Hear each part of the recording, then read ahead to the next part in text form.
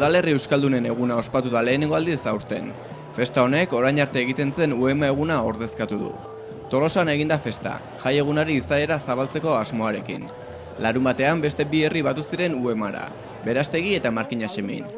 Ekitaldian Eusko Jaurlaritzako ordezkaritza Jokin Azkue tarteko, Foru Aldundiko ordezkaritza Martin Garitano eta Zigor Etxaburuarekin eta eskualdeko hainbat udaletako ordezkaritza ere izan zen.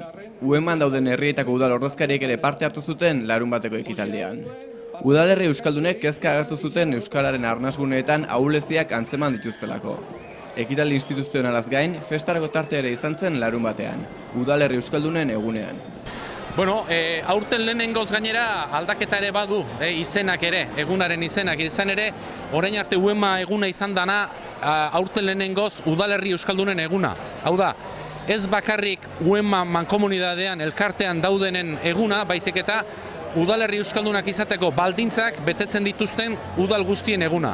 Orduan, iparraldetik eta iparraldean badirelako, baldintzoiek betetzen dituztenak, 70%tik gorako euskaldunak dauzkaten herriak, eta orduan, Naparron bai, Gipuzkoan da Bizkaian bai, eta udalerri horietatik ere etorri zaizkigu aurreneko egun hau ospatzea. Orduan, aurreneko aldaketa kualitatibo bat horixe da.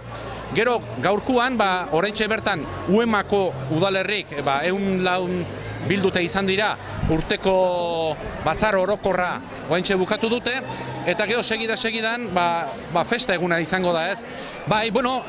Azkeneko 25 urtetan, badarmatzago 25 urte neurketak iten, kale neurketa esaten digunaguk, eta hor datuetan garbi agertzen da, bai umeak, 14 urte bitartekoak, eta 14tik 25 urte bitartera, salto ikaragarri dutela Tolosan ez. Gazteen erdiak, euskeraz iten dutela, hori neurtuta daukago dagoenekoz, eta umen 70%. Beraz, aldaketa kualitatiboa handia izan da azkeneko 25 urtetan Tolosan. Eta horiek gaina bihurtzen ari dira, hizkuntza normalizazioaren motore, ezta?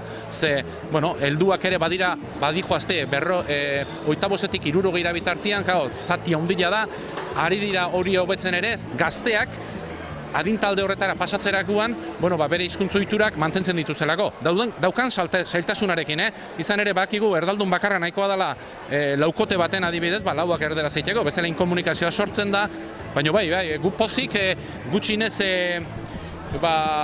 aurrak eta gazteak aurrerakada oso politia mandutelako.